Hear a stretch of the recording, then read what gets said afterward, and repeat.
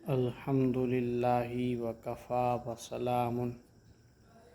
علی عبادہ الذین اصطفاہ اما بعد۔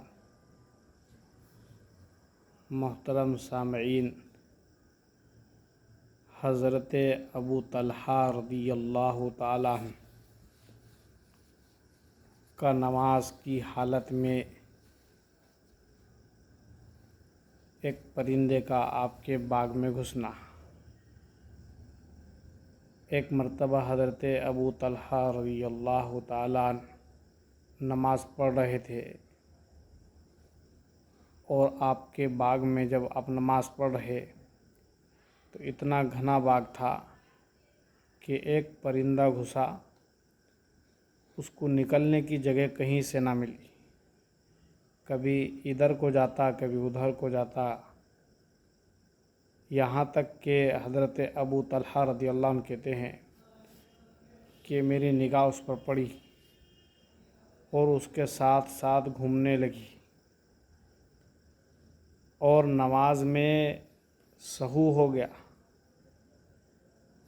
کہ کئی رکعت ہوئی یہ یاد نہیں رہا۔ نماز سے فارغ ہو کر بڑا قلق اور افسوس ہوا کہ اس باغ کی وجہ سے مصیبت آئی۔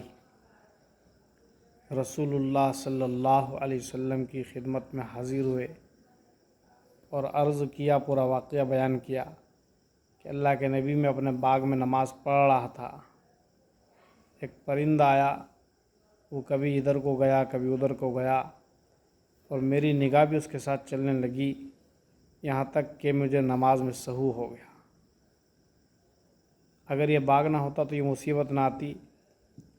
میں اس باغ کو اللہ کے راستے میں دیتا ہوں، آپ جا چاہے خرچ کریں۔ اسی طرح حضرت عثمان غنی رضی اللہ عنہ کے زمانے میں ایک انصاری صحابی کے ساتھ بھی ایسا واقعہ پیش آیا کہ کھجور کا پکنے کا زمانہ تھا، اور باغ میں کھجور کے درخت بے شمار تھے جن پر کھجوریں پکی ہوئی لٹک رہی تھی۔ نماز کی حالت میں اس طرف کو دھیان گیا کہ کس قدر کھجوریں پکی ہوئی ہے اور کیا بہترین ہے، اور سہو ہو گیا تو ان کو بہت افسوس ہوا، اور حضرت عثمان غنی رضی اللہ عنہ کی خدمت میں پہنچ کر اس باغ کو اللہ کے راستے میں دے دیا